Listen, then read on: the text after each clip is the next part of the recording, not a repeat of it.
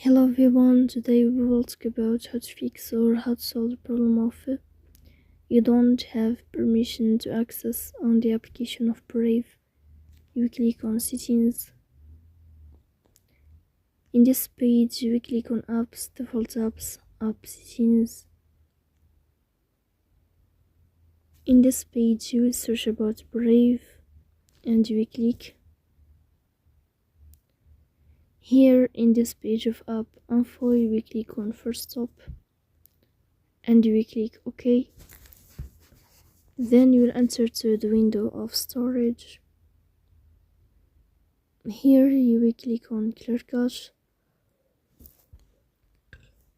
but pay attention, don't click clear data because that can delete your account.